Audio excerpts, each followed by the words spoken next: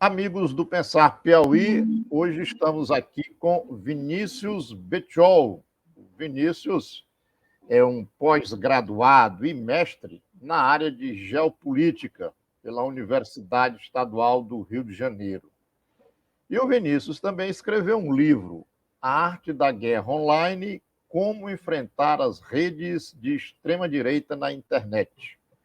E é exatamente esse tema que nos traz aqui para essa conversa de hoje. Vinícius, o governo Lula a semana passada, foi noticiado por diversas pesquisas de opinião, várias, que ele tem caído na sua popularidade, tanto o governo como até mesmo, em alguns casos, a figura do presidente Lula. E aí, muitos pensadores, muitos jornalistas, cientistas sociais, alguns, atribuem à comunicação, não todos, mas alguns atribuem à comunicação, muita responsabilidade sobre essa queda de popularidade do governo Lula. Na sua visão, por que as pesquisas apontam esta queda? É efeito da comunicação do governo ou você vê outros fatores? Então, Oscar, eu acredito o seguinte, tem muitas pessoas que dão pitaco sobre comunicação, mas não estudam comunicação, não estudam a extrema-direita, não sabem como essas pessoas atuam nas redes sociais. Eu vi algumas das críticas, não vou citar nomes, mas, assim, pelas pessoas que eu vi criticando, a maior parte dessas pessoas não entende absolutamente nada de comunicação. Eu não atribuo à comunicação essa oscilação que houve na aprovação oscilação negativa, né, na aprovação do presidente Lula. O que acontece? Primeiramente, a gente tem que entender o que está sendo construído em termos de comunicação.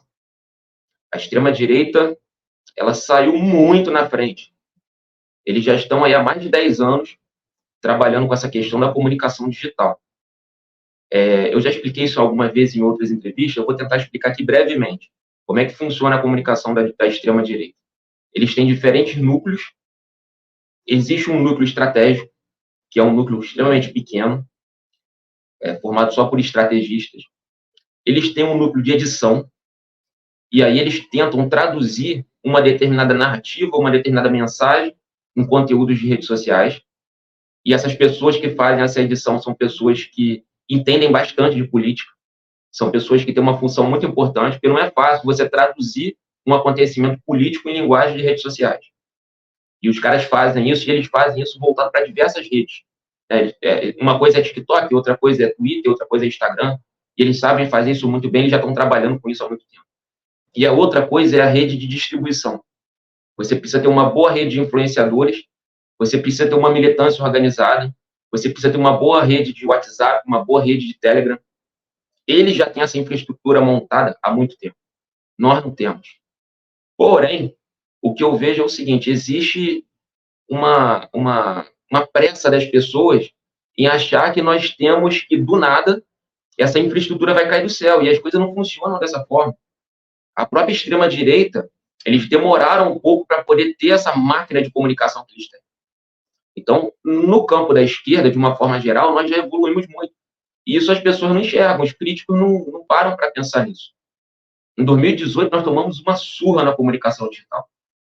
Em 2022, nós já tínhamos perfis, já tínhamos uma rede que ainda não funcionava de forma tão coordenada, tão organizada, mas nós já conseguimos bater de frente com eles nas redes sociais. E de lá para cá tem algo sendo construído. Eu posso falar isso porque eu tenho contato com vários comunicadores.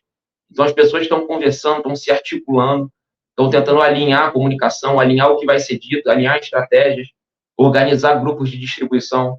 Então existe toda uma infraestrutura sendo organizada, a esquerda tem essa consciência, a militância da esquerda, eu acredito também, que já percebeu a importância de que a militância não é mais só nas ruas, a militância nas redes sociais também.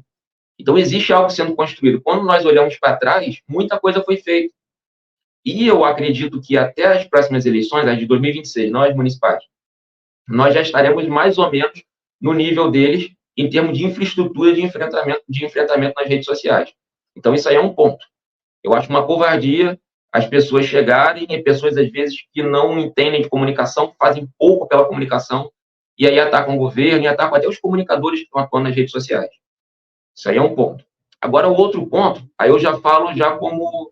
Não falo, eu sou petista, afiliado, mas eu não vou falar como petista, eu vou falar como analista político. Eu tenho pós-mestrado em geopolítica, vou fazer uma análise fria do que realmente aconteceu em termos de aprovação. O que nós temos no cenário brasileiro são dois grupos políticos estabelecidos. Nós temos o bolsonarismo e nós temos o petismo.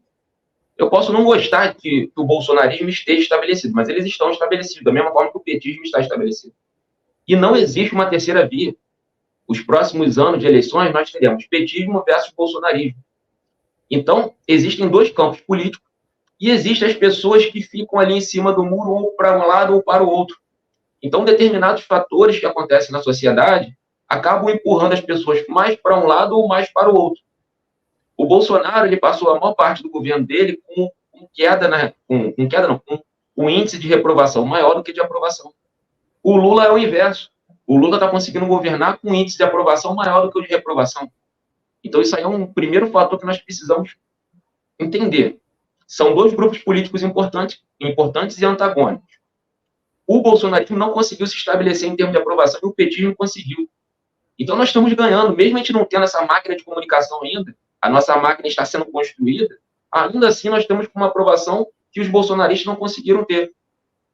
Então, por que houve essa oscilação negativa nas últimas semanas? Eu atribuo a dois fatores. Um é a questão evangélica, porque o Lula precisou se posicionar em relação a Israel, e boa parte dos evangélicos entende Israel como Israel da Bíblia. Era necessário o Lula se manifestar, porque o Lula é uma figura histórica, o Lula é uma figura internacional importante.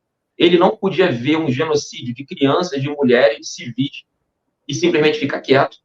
Ele precisou se manifestar, só que essa manifestação é uma manifestação que teoricamente não, é uma manifestação que, de alguma forma, iria trazer perda política para o presidente. Ele sabia disso, mas ele precisava fazer.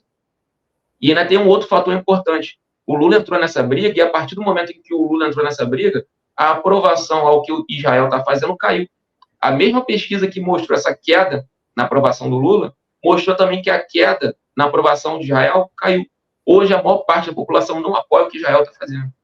Então, o Lula ele precisou se envolver num conflito ideológico complicado, que acabou fazendo a aprovação dele cair entre os evangélicos.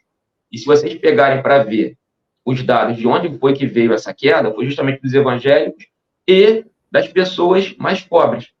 Por que das pessoas mais pobres? Porque alguns itens da alimentação subiram de preço. Por mais que a inflação ela esteja controlada, alguns itens, quando sobem de preço, para uma pessoa que é muito pobre, que vive do Bolsa Família, e que para ela R$ 5,00, R$ 10,00 faz diferença no final do mês, se você tem itens como o arroz, o feijão, o frango, os ovos, mais caros do que estavam antes, é natural também que exista um certo descontentamento dentro desse público. Então, eu atribuo a dois fatores, que foi essa questão dos evangélicos e essa subida de preço, que obviamente não tem culpa, o Lula não tem culpa nenhuma, são itens que estão mais caros ou no mercado internacional, ou por uma questão de safra, só que a pessoa que é mais pobre e que vai no mercado, ela entra e vê que a coisa, um item ou outro item ficaram mais caros, mas eram aqueles itens que aquelas pessoas queriam consumir, essas pessoas elas ficam chateadas, elas não gostam de ver aquilo. Por mais que você possa explicar e a comunicação do governo possa dizer, olha, não foi culpa do governo, foi problema de safra, mas a pessoa que está com fome, ela não quer saber. Então, eu atribuo esses dois fatores, mas esses dois fatores são fatores temporários. O Lula já se reuniu esta semana com os ministros para poder ver um plano para poder baratear os alimentos. Então, isso aí é o tipo de coisa que daqui a 2 anos e pouco, né, quando nós tivermos as eleições de 2026, isso já vai estar revertido. Então, é uma questão de detalhe e que as coisas, é uma coisa que muda de um mês para o outro, de uma semana para outra. Então, eu não vejo necessidade de você entrar em desespero, né, que as pessoas entraram em desespero, a aprovação do governo despencou, e não é nada disso. As pessoas exageraram um pouco. Eu acho que nós temos que nos preocuparmos, sim, com as redes sociais, não podemos deixar a extrema-direita ganhar essa batalha, e temos que nos preocuparmos também com a infiltração da extrema-direita dentro das igrejas evangélicas. Esses são dois fatores reais perigosos que nós precisamos nos preocupar para as eleições de 2026. Essas pesquisas aí, eu como pesquisador, não falando com o Pedrinho, como pesquisador, não estou preocupado. Eu queria lhe ouvir sobre o pensamento do professor Guilherme Terreri, eu acho que é assim o sobrenome dele, que ele incorpora na internet Rita Von Hunt, acho que você já deve ter visto. E ele fala desse tema, comunicação de esquerda e a comunicação de direita. E ele diz, olha, a direita trabalha com senso comum, bandido bom é bandido morto. E o senso comum foi estabelecido pela direita. A esquerda, ela não pode chegar nos seus veículos e se comunicar como a direita. Ela tem que fazer todo um processo de desconstrução do que a direita diz e depois daquilo que ela quer passar para a sociedade. Como é que você vê essa questão, a partir desse pensamento do professor Guilherme, como é que você vê essa questão do conteúdo do que a extrema-direita diz e do que a esquerda diz nas redes sociais? Então, a extrema-direita, historicamente, trabalha com o sentimento das pessoas, trabalha com pânico moral, com medo, com ódio. Eles tentam pegar temáticas, vocês podem ver que eles envolvem, inclusive, crianças nas fake news deles. É kit gay, é mamadeira de piroca, é banheiro unissex. Quase tudo é para botar pânico nas pessoas. E se nós formos olhar o que os nazistas fizeram no passado com os judeus, com os comunistas, eles botavam pânico na cabeça das pessoas. Eles atribuíam aos comunistas e aos judeus coisas horríveis, para que os alemães ficassem com raiva dessas pessoas, com ódio dessas pessoas. Então, eles criam um inimigo a ser batido, eles criam uma guerra do bem contra o mal, isso é uma característica importante do fascismo. O fascismo sempre apresenta inimigos a serem batidos, e eles tentam pegar as pessoas pelos sentimentos. Geralmente é medo e ódio. E aí você apresenta o inimigo e diz para essas pessoas, olha, a sua família está em risco, as crianças estão em risco, a sua religião está em risco. E eles precisam de uma máquina propagandista para eles poderem expandir essas ideias. Hoje eles têm as redes sociais, e aí eles expandem essas ideias e eles pegam as pessoas pelo medo, pelo desespero. Vocês podem ver que esses bolsonaristas que eles estão nas ruas desesperados, xingando o PT, esses que invadiram a sede dos três poderes, essas pessoas, elas realmente acreditam naquilo que elas estão dizendo. É surreal isso e é perigoso. Elas realmente acreditam nesse discurso. Quem cria o discurso, os pensadores fascistas, eles sabem que eles estão fazendo isso de maldade.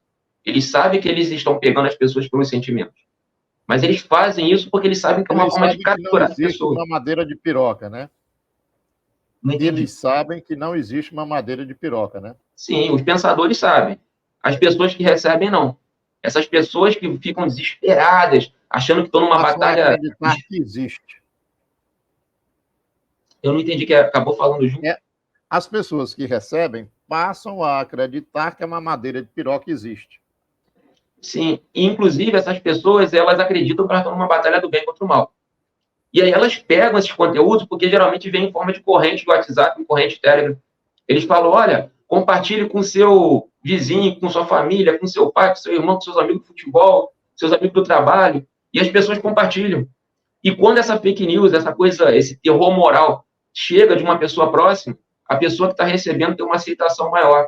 Porque uma coisa é você receber de uma pessoa desconhecida, outra coisa é você receber um pânico moral que foi passado por um familiar seu, por um amigo muito querido.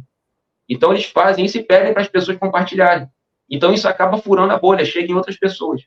Então, é uma máquina muito eficiente.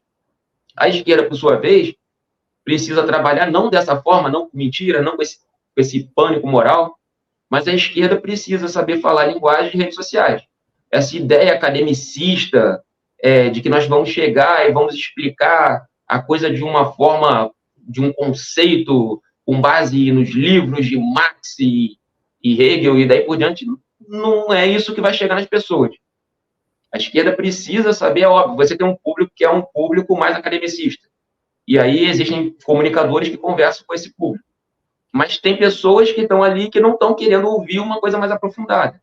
Então, nós precisamos ter comunicadores de esquerda que saibam traduzir determinadas mensagens de esquerda numa linguagem que dê engajamento, inclusive.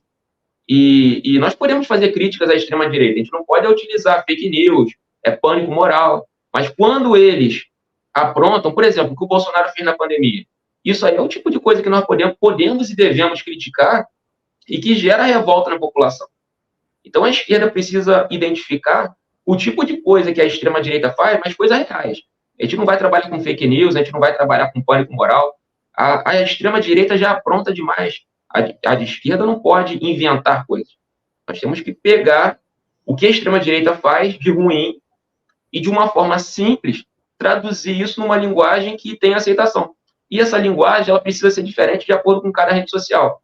A forma como geralmente eu me comunico no Twitter, né? A forma como eu me comunico no Twitter não é a forma como meus amigos que estão ali no meu grupo, o Ivan e o Henrique, por exemplo. Eles atuam no TikTok. Eles têm uma linguagem diferente para falar com o público de TikTok. Então, às vezes, a gente conversa, existe essa conversa. Por isso que eu falei que a comunicação da esquerda está se organizando. Então, a gente conversa, olha, existe essa mensagem que precisa ser levada. Eles têm um público que é diferente do meu. Então, eles vão traduzir aquela mensagem numa linguagem de TikTok. Eu vou traduzir numa linguagem de Twitter. O Lázaro Rosa, também, que é amigo meu que atua no Twitter, vai traduzir numa linguagem de Twitter.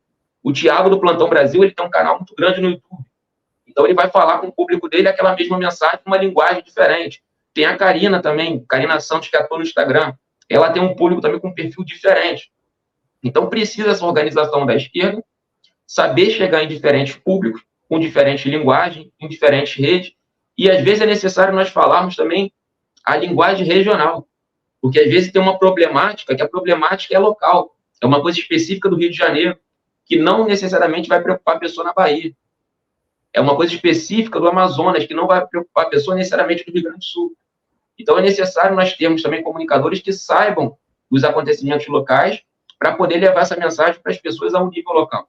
E essa comunicação, isso aí não é uma coisa fácil de fazer. É por isso que eu estou te falando que, às vezes, a crítica, quem faz a crítica faz pouco. Então, quem está nas redes sociais, quem realmente faz comunicação, nós sabemos o quanto é difícil fazer e sabemos o quanto a esquerda evoluiu. E isso vem sendo feito. Mas não é fácil, é uma batalha muito difícil que a gente tem para fazer. Aí você finalizou a fala dizendo assim, mas a esquerda vem fazendo, né? Durante a fala você citou algumas pessoas que têm uma atuação forte nas redes sociais. Mas na primeira pergunta, quando você foi responder, você falou que a extrema-direita tem um núcleo estratégico, tem um núcleo de edição e tem uma rede de distribuição. E a comparação com a comunicação da extrema-direita e a comunicação da esquerda, ela é muito frequente. Você apontou que a gente precisa ter uma organização semelhante, próxima à da extrema-direita, para a gente levar nossa mensagem, a esquerda levar a mensagem. Quem é que vai fazer essa organização do campo da esquerda? É partido político? O governo não pode ser. Vai ser na base da espontaneidade? Como é que vai acontecer isso? Então, isso obviamente não é uma coisa que vai acontecer assim do nada, a coisa vai simplesmente surgir. E também eu não posso falar por todo o campo político da esquerda. O que eu posso falar é por mim, pelos meus amigos, pelas pessoas que eu tenho contato. Eu já tenho um tempo e aí eu estudo sobre isso há muitos anos. Eu sou formado em geografia, né, fiz minha graduação, e eu fiz a minha pós e meu mestrado em geopolítica. E eu estudo desde, por exemplo, quando teve aquela jornada de junho de 2013, eu já estava estudando como é que essas pessoas se articulavam nas redes sociais. Então, eu sempre soube a parte teórica. Eu sempre soube como fazer. Eu sempre atuei dentro da área acadêmica. Só que de uns meses para cá, eu surgi nas redes sociais. Eu estou hoje com 124 mil seguidores, se eu não me engano, e foi um crescimento muito rápido. Nem eu esperava que o crescimento fosse ser tão rápido. E a partir do momento que eu, com essa base teórica de alguém que estuda muito tempo a extrema-direita e sabe como organizar a comunicação digital, eu tenho buscado contato com muitas pessoas. Então, eu converso com muitas pessoas de esquerda, muitas pessoas mesmo, e, assim, acho que todo mundo tem essa consciência e todo mundo concorda, todo mundo, assim, que eu conversei, que é necessário nós termos essa organização. e existe um grupo, assim, algumas pessoas que eu converso, e que nós estamos tentando organizar, tentando fazer pelo menos a nossa parte. Existem outros grupos de esquerda que têm uma tendência política diferente da nossa, e daí por diante. Por isso que eu estou falando, eu não posso falar por todo o campo de esquerda, mas eu posso falar que existe um núcleo, que é um núcleo bem petista, muitos ali são socialistas, eu sou um petista socialista, sou filiado ao PT, e dentro dessa galera, e é uma galera muito forte e muito numerosa, a gente vem tentando organizar, fazer o que dá para a gente poder melhorar a comunicação da esquerda. Tanto da gente ver ali, galera, pessoal da militância, pessoas que façam edição, para ficar no núcleo de edição, pessoas que possam tá ali sempre dando uma organizada para poder, porque você não pode fazer cada um falar uma coisa, né? Tem que ser uma coisa de uma forma organizada. Então, algo próximo de um núcleo estratégico. E, obviamente, uma boa rede de distribuição. Inclusive, a gente lançou, há algumas semanas atrás, a iniciativa Militância Raiz. E essa iniciativa Militância Raiz, algumas pessoas até confundiram, acharam que Militância Raiz fosse o nome do nosso grupo. Mas Militância Raiz é militância de esquerda. Nós convocamos a militância de esquerda, que é uma militância raiz, a se inscrever no site da militância raiz, para que nós possamos montarmos grupos de WhatsApp e de Telegram, justamente para poder ampliar o núcleo de distribuição da esquerda. Porque os bolsonaristas, eles têm uma atuação em todas as redes. Nós estamos conversando e nós conseguimos uma organização muito boa no Twitter, por exemplo. No Twitter, nós não perdemos mais para a direita. Toda vez que tem um evento político importante, a gente vai lá e ganha deles. A esquerda está muito bem organizada no Twitter. Essa galera, esse grupo de amigos, a militância, compra a briga, é uma militância muito engajada. Eles ajudam a levantar tag, ajudam a compartilhar, eles mandam para os amigos, mandam para todo mundo. É uma galera muito engajada no Twitter. Aos poucos, nós começamos a conversar com a galera do Instagram, do TikTok também. Começou uma organização. Porém, os bolsonaristas, eles ganham de muito no WhatsApp e no Telegram. Então, existe agora uma intenção nossa de fazermos a esquerda precisa ocupar espaços. Então, nós acreditamos que precisamos ocupar esses espaços do WhatsApp e do Telegram, até porque a distribuição ali é uma distribuição muito veloz, é uma distribuição que fura a bolha, que a pessoa pega e compartilha com um monte de gente, é uma distribuição mais fácil de ser feita. Então, existe essa intenção de que, em poucos meses, a gente consiga montar uma boa rede. Mas é o que eu estou te falando, eu falo pelo meu grupo de amigos, eu não posso falar por toda a esquerda de uma forma geral. Mas eu acredito que a gente consiga, porque é uma galera bem forte. É uma galera que tem um alcance muito grande, é uma galera que cai dentro, e a gente tem, assim, os nossos seguidores são seguidores muito engajados. Você pode ver a galera que segue o Thiago do Plantão Brasil, é uma galera muito mesmo forte de engajamento. A galera que me segue, que segue o Lázaro Rosa, enfim, é uma galera que compra a briga mesmo, e é por isso que eu estou te dizendo, eu acredito muito que em 2026 a comunicação da esquerda vai estar muito forte. Em 2026 a comunicação da esquerda vai estar muito forte. Eu queria tratar disso daqui a pouco, mas antes eu queria lhe ouvir sobre a comunicação que o governo Lula vem fazendo. Você teria alguma observação para fazer? Acho que o governo poderia caminhar mais por aqui do que por lá. Como é que você, um estudioso, vê a comunicação do governo Lula? Então, eu acho que houve também uma evolução. Eu acho que já existe um entendimento dessa questão de que nós precisamos levar uma linguagem um pouco mais acessível. Existe um pouco de dificuldade na questão de fazer uma comunicação institucional. Eu posso chegar nas redes sociais e fazer crítica pesada ao Bolsonaro, eu posso fazer uns vídeos de uma forma que não seja tão institucional, aquela coisa, posso fazer críticas e tal. A comunicação institucional não pode fazer. Então, eles têm um pouco de limitações. Eu vou até contar uma história para você. E é uma história pública que, se você pesquisar depois no meu Twitter, você vai ver. Há uns meses atrás, eu fiz uma crítica construtiva falando que a comunicação poderia melhorar e coisas nesse sentido. E foi uma publicação que até viralizou, deu milhares e milhares de visualizações. E aí o Pimenta ele comentou na minha publicação. O Pimenta veio, ele falou, companheiro, o que a gente pode fazer? O que a gente pode fazer para melhorar? E, assim, ele ganhou a minha admiração ali, porque eu fiz uma crítica à comunicação do governo e ele poderia ter ficado chateado. Mas não, ele mostrou que ele está ali aberto para conversar e ouvir. Ele quer ouvir o que as pessoas estão querendo, o que as pessoas estão propondo. E aí ele falou ali em público, vamos conversar e tal, e pediu o telefone. Eu passei para ele o telefone, no primeiro momento, até achei que... Falei, o ministro não vai ligar para falar de comunicação. O Pimenta ligou, a gente conversou, um cara completamente aberto, mente aberta, pronto para ouvir. Então, eu entendi o ponto dele também, dessa dificuldade da comunicação institucional, e percebi também que ele ouviu tudo que eu tinha para falar. Ele é um cara que está muito aberto para ouvir todas as pessoas que têm críticas construtivas, e tem umas pessoas que são mal educadas, tem pessoas que chegam ali xingando e fazendo confusão. Isso aí é diferente de você fazer uma crítica construtiva com o objetivo de melhorar. Todo mundo que está fazendo crítica construtiva, o Pimenta ele chega e ouve, o que pode ser feito? Qual é a sua ideia? Então, existe essa comunicação e existe essa abertura de ouvir e a comunicação ela é institucional. Eu acho que ela está no limite do que a comunicação institucional pode fazer. Inclusive, já teve até alguns cards que eles fizeram e que depois o pessoal até criticou que fugiu da institucionalidade. O pessoal falou, isso aí não poderia ter sido feito, está usando a máquina do governo, não sei o quê. Então, eles têm uma certa limitação institucional, mas eu acredito assim, que essa comunicação mais linguagem popular, mais crítica, é uma comunicação que os comunicadores precisam fazer. E existem muitos comunicadores tentando fazer essa comunicação direta com a população. Não tinha como, eu acho que eles estão no limite, eles fazem o que dá para fazer, o que está nas mãos deles. Agora vamos tratar da eleição. Você falou em 2026, mas eu queria tratar da eleição desse ano. Eleição municipal, muitas prefeituras em disputa, muitos cargos de vereador em disputa,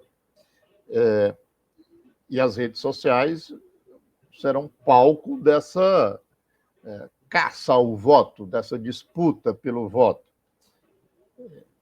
Aos candidatos da esquerda, tanto no parlamento, nas câmaras municipais, quanto os candidatos à prefeitura, o que você recomenda? Você fez o livro, deixa eu ver aqui, A Arte da Guerra Online, como enfrentar as redes da extrema-direita.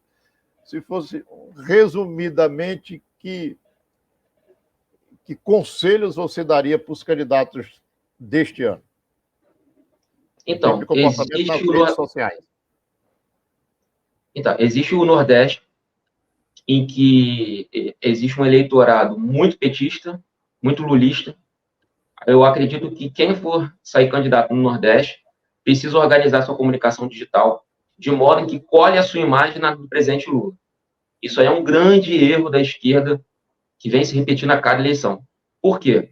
Porque acaba aparecendo, às vezes, um candidato do União Brasil, do MDB, do PL, e eles sabem que o Lula é forte no Nordeste, e eles dão um jeito de colar a comunicação deles à imagem do Lula, e aí eles conseguem votos dentro do eleitorado petista. Isso é um problema muito grande. A gente consegue voto por executivo, mas a gente não consegue convencer as pessoas de que o voto tem que ser casado. O voto tem que ser no candidato do executivo e no candidato do legislativo. Então, eu acredito que isso é um trabalho que as redes sociais dá para fazer. Porque se você monta grupos bem estruturados, você consegue fazer o santinho virtual às vésperas das eleições. Se você tem uma boa rede de comunicação, você consegue pegar, espalhar isso por todos os cantos e dizer, olha, esse aqui é o candidato a vereador do Lula. Esse aqui é o candidato a prefeito do Lula. No Nordeste, eu acredito que a batalha é para poder fazer uma comunicação digital em que colhe a imagem do Lula a dos candidatos de esquerda. A gente não pode, de jeito nenhum, deixar que candidatos do Centrão colhem a sua imagem do Lula. Até porque os bolsonaristas eles são organizados, eles já fazem essa questão do voto casado. Então, eles vão colar a imagem do Bolsonaro aos candidatos do Bolsonaro. E eles vão conseguir o voto dentro da bolha bolsonarista. E a bolha do PT, a bolha de esquerda, nem sempre consegue converter isso em votos. O petismo em votos para candidatos de esquerda ou candidatos do PT.